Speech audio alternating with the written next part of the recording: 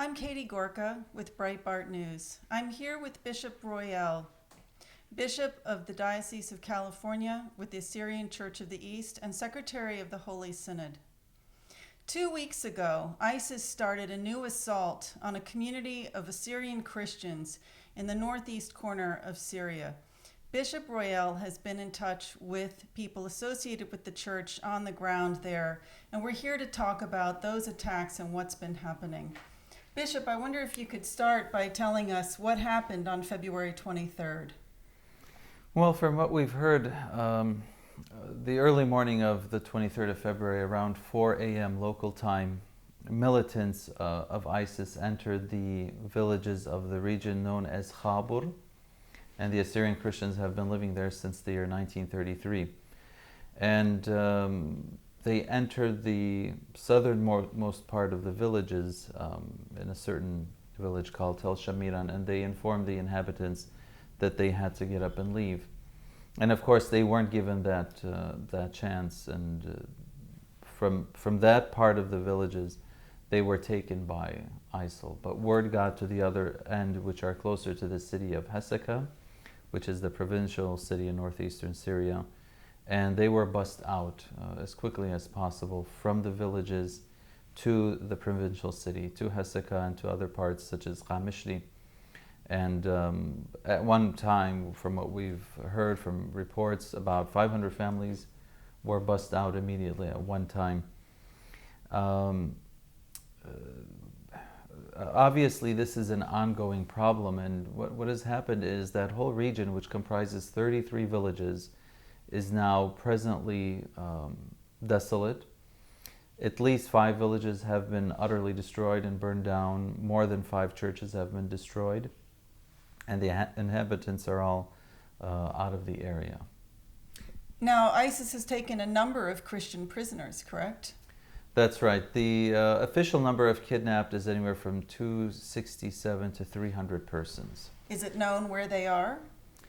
There are various ideas, but none of them are really confirmed. But they're neighboring cities or towns, you could say, that are populated by the local Arab localities, the locals that are around that area.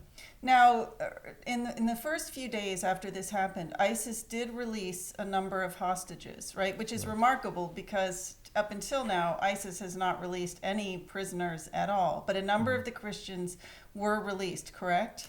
That is correct, yes. Initially, the inhabitants of the village of Tel Goran, 19 out of the 26 that were kidnapped, were released, and then later on, about a week later, 4 more were released from that village. So have they said anything about what it was like during their time when they were held as prisoners? Well, yes, they were received by our bishop at his cathedral, on the campus of the cathedral in Hasaka, and they did report to him how they were treated and what they thought personally. Obviously, they were blindfolded, so they didn't know exactly where they were held at. But they seemed to be in general good health, and there were no signs of being harmed physically or bodily, at least. But we have to remember, Katie, that there are also 1,200 families that were displaced, that left their homes in the villages, and that numbers about 4,500 to 5,000 persons. So they're dispersed all over the towns of Qamishli and Al-Hasaka.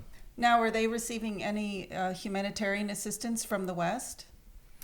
Well, at first it was the Red Cross, along with the cooperation of the Red Crescent, that met the immediate needs of the displaced in Hasaka and in Qamishli.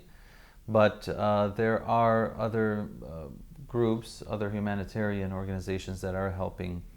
I believe that U.S. aid is also not in Syria, of course, but in neighboring countries, because many of those who were displaced did flee to Lebanon and Turkey, etc. And especially in Lebanon, they've been helped a bit. Of course, it's not sufficient for them. Our own church, the Assyrian Church of the East, has the organizational, sort of the charitable arm of the church, ASYRO, which is Assyrian Church of the East Relief Organization, which helps the displaced in Syria, and also those that had fled Mosul last August. Now, these recent attacks on Christians come at the same time that across the border in Iraq, ISIS has been destroying a number of the most important Assyrian heritage sites, correct? Sadly, that is correct, yes. What we witnessed since last August with the takeover of Mosul, late July and August, by ISIS is not only a systematic displacement of the Assyrian population and also the Chaldeans and the Syriacs, which although are of different ecclesiastical denominations, but we believe that we're one people, of course. You also have the systematic destruction of the archaeology and the ancient culture of the Assyrians, especially in the State Museum of Mosul, which was witnessed about a week ago, the ancient city of Nimrud, which is mentioned in the Bible, the city walls of Nineveh were also destroyed, and Khursabad, which is close by. So all of these biblical sites that are associated with the ancient Assyrians, they have been systematically and categorically destroyed, really, forever. And the damage is unretrievable. I mean, once done, it's gone. Yeah, I think it's a real tragedy for human civilization. This is a part of all of our heritage, even though it's specific to the Assyrian culture. This is a loss to all of us. It's really a tragedy. Right, and it seems to be, if I may add this as well, sort of an not sort of, but actually a categorical eradication of the indigenous population of the area of the Levant, which was once known as ancient Mesopotamia. So not only are the modern day Assyrians either kidnapped, killed, their ancient relics, which proclaim their past history, are also destroyed. So you see that this is really, really systematic. It's calculated. It's nothing that comes just simply because of religious fundamentalism, but it must be something more than that. Yeah. Now, coming back to this area in Syria, is the fighting ongoing, and who is fighting against ISIS? The fighting is ongoing, and it's concentrated in the major town, which is also the district of the village area of Khabur. It's a town known as Tel Tamar, which is close by to Hasaka, the provincial city.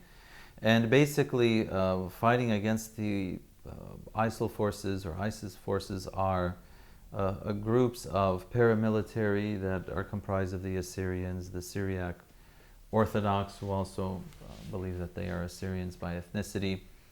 And they have actually put up the fight, if you will, against ISIS there. And they've defended what is left. Now, from the reports we've received that have reached us, obviously all 33 villages are not populated now. So they've all been abandoned.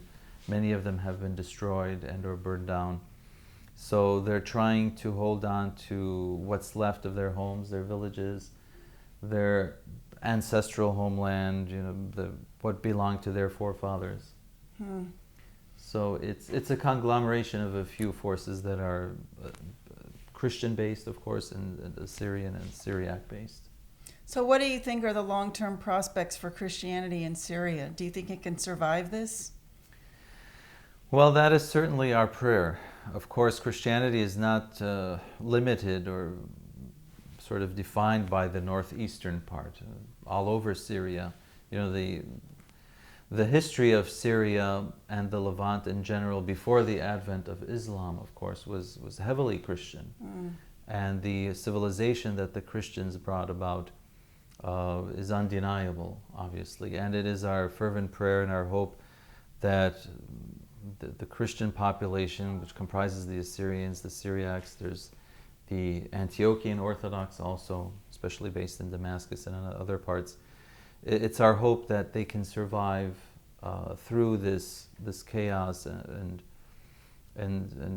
I mean, it would be a great shame to say that not one Christian is living in Syria or Iraq, for that matter.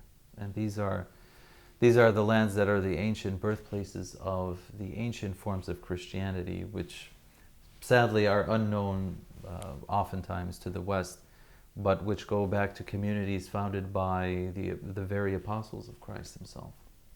So we pray that they can survive. That's what we would like to see. Well, we're keeping the Christians of Syria and Iraq in our prayers. Thank you. We should be praying for them. Yeah, thank you. Thank you for having me.